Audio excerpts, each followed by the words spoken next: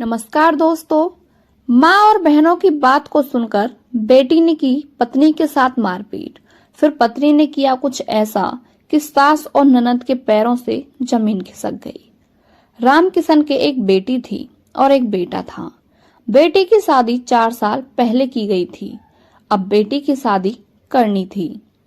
राम किशन ने अपनी बेटी की शादी अच्छा घर परिवार देखकर की थी, लेकिन कहते हैं ना कि किस्मत को कोई नहीं बदल सकता।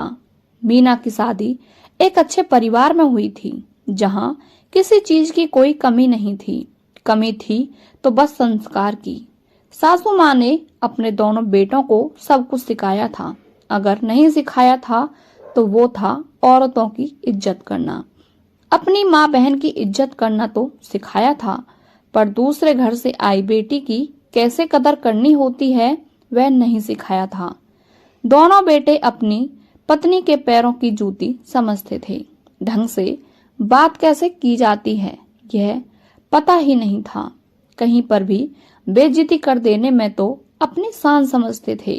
यह चीज मुझे बहुत दुख देती थी। शायद शादी के बाद मेरी ननद ने अपने घर मुझे खाने पर बुलाया था। तब मुझे पता चला कि मेरी ननद मेरे सामने वाले फ्लैट में रहती है, जिसे मेरी सासू माँ ने इसलिए खरीद लिया था ताकि वह हर पल हमारी नजरों के सामने रहे। कुछ दिनों में यह भी समझ आ चुका था कि वह फ्लैट सिर्फ रहने के लिए है और सोने के लिए ही इस्तेमाल होता है, बाकी सब तो यही होता था। जब मैं फकपेरे की रस्म के बाद आई थी, उसके दिन ही मेरी सासू माँ ने रसोई पूजा करा दी थी।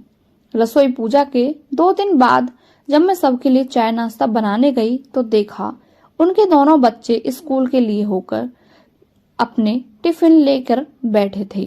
सासू माँ ने कहा, मीना जल्दी से इन दोनों को टिफिन तैयार कर दो, इसकी मम्मी आज ऑफिस जल्दी चली गई है। मैंने फटाफट टिफिन तैयार किया। अब तो यह उनका रोज का काम बन गया था। अगर ननद जी का खाना बनाने का मन नहीं करता तो सासू माँ पर फोन कर देती कि बच्चों के लिए भी खाना बना लेना। थोड़ी देर बाद मेरी ननद प्राची और नंदोई भी बच्चों के साथ आ गए। उन्हें चाय नाश्ता करवाया। फिर खाना खाने का समय हो गया। फिर खाना रात का बनाया। अब यह रोजाना का काम था।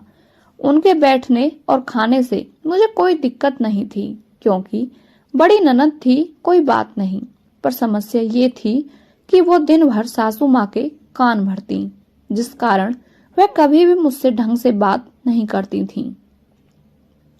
हर बात में ताना देती।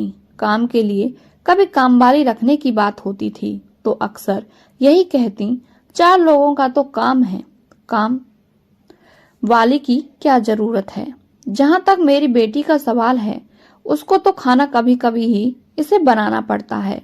मैं अपने जमाने में 20-20 लोगों का खाना रोज बनाती थी। मजाल थी कि मैं कुछ बोल सकूं। आजकल तो लोग बीवी को सर पर बैठा के रखते हैं तो बीवी बोलेगी ही। अगर गलती से भी कभी कोई बात मनीष मान ले तो तुरंत कहते, जोरू का गुलाम हो गया है, बीवी के पल्लू से बंधा रहता है। और अपने दामाद को कहती, अपनी पत्नी की कद्र किया करो, उसे खुश रखा करो। उसके खुश रहने से आपके जीवन में खुशियां आएंगी, आपकी तरक्की होगी। इसी तरह के प्रवचन सुन सुनकर समय बीत रहा था। गर्मियों में कहती, आज गर्मी बहुत पड़ रही है, 8 रोटी ज्यादा बना देना, बच्चे खाना खा लेंगे। सर्दी में सर्दी बहुत है, गर्मी में काम करने का मन कहाँ करता है। खाना बना देना, आकर खा लेंगे। ऊपर से घर आकर काम में नकल निकाल दी। किचन कितना गंदा है, मेरा घर तो शीशे की तरह चमकता रहता है।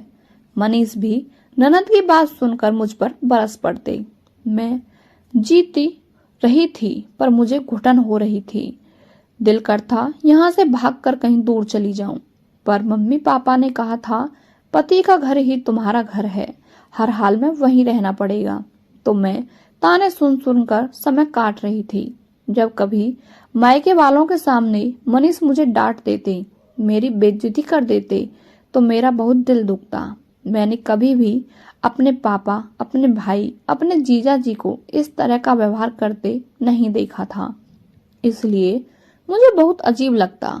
मेरे घर में तो लोग एक दूसरे की बहुत इज्जत करते हैं, लेकिन यहाँ तो सब कुछ अलग था। अगर मैं मनीष से ननद के खिलाफ के एक शब्द भी बोलती तो मनीष मेरे ऊपर ही बरस पड़ते और एक बात पर ही मुझे से लड़ाई करते।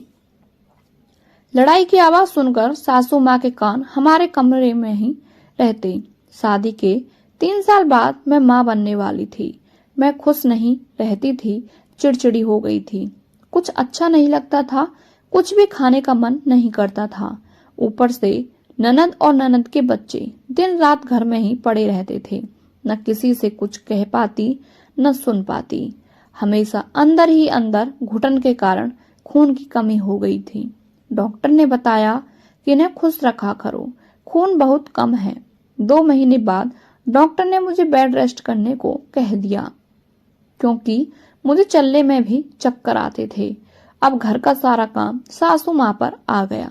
फिर भी ननद नहीं सोचती कि मेरी माँ है तो मैं कुछ मदद कर दूं।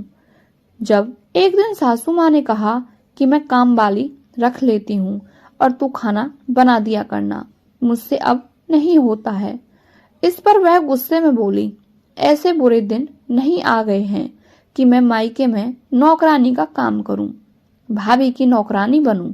कल से जो भी होगा मैं अपने घर में बनाकर खा लिया करूंगी, तुम अपनी बहू की सेवा करो। और यह कहकर गुस्से में चली गई। सासू माँ को काम करते देख मुझे भी बुरा लगता था, पर मैं कुछ नहीं कर पा रही थी।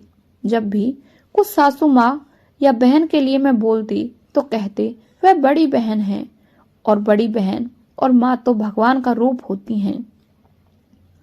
उनके लिए कोई शिकायत मुझसे कभी मत करना। मैं पहले भी समझा चुका हूँ, वह मेरी माँ है, वह कभी गलत नहीं हो सकती। उस दिन के बाद ननद एक दिन भी घर नहीं आई। धीरे धीरे समय बीतता गया। बेटी अब अपनी माँ का भी हालचाल पूछने नहीं आती। मेरी डिलीवरी का समय नजदीक आ गया था। मैंने लड़की को जन्म दिया। मैं प्यारी सी बेटी को देखकर खुश थी। मेरी ननद अस्पताल में भी मुझसे मिलने नहीं आई। 6 दिन बाद मैं हॉस्पिटल से डिस्चार्ज होकर बच्ची को लेकर जब घर आई, तब भी वह मेरी बेटी को देखने नहीं आई। 21 दिन के बाद बच्ची का नामकरण किया गया। ननद रानी मुंह फुलाए बैठी थी। मनीष ने कहा, माँ, दीदी तो मेरी बच्ची को भी देखने नहीं आई। तो सासू माँ ने कहा, वह बड़ी है, तुम दोनों जाकर उससे माफी मांगकर उसे मनाकर ले आओ। मैंने कहा, किस बात की माफी मांगूं? मैंने तो कुछ कहा ही नहीं था।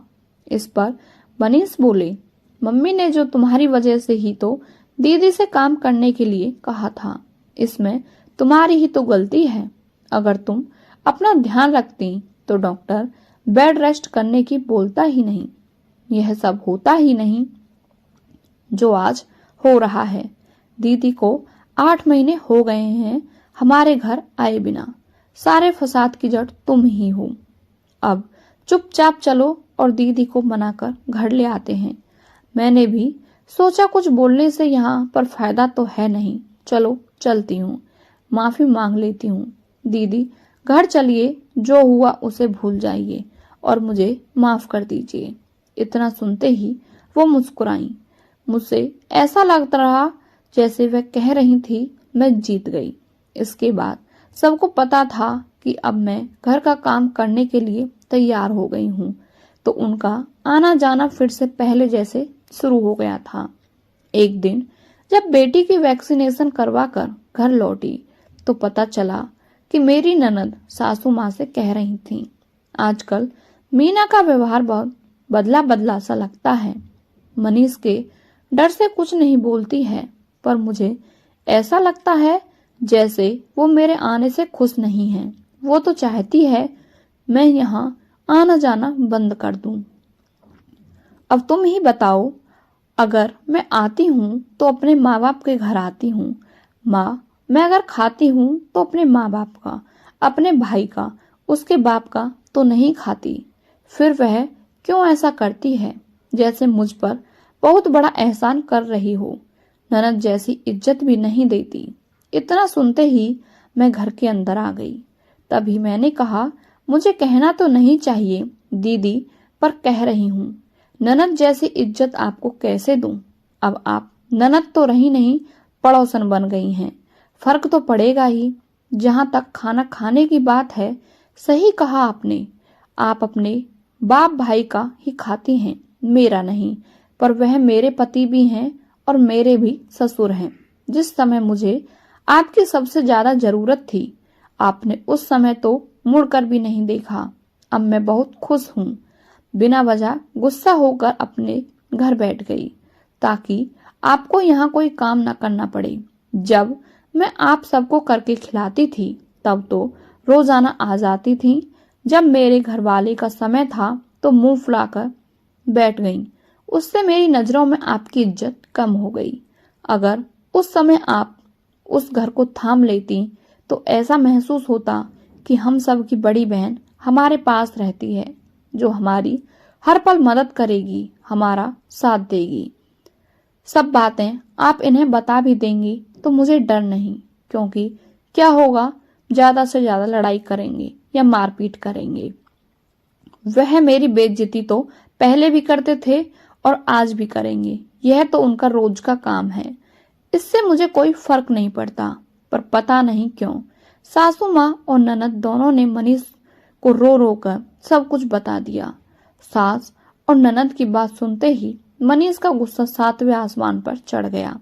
आज मैं डरी नहीं और ना ही चुप रही। मनीष ने मुझ पर हाथ उठा दिया। मैंने अपने मायके फोन कर दिया। मैंने अपने मम्मी पापा को सारी बात बता दी। मम्मी पापा 2 घंटे बाद मेरी ससुराल पहुंच गए।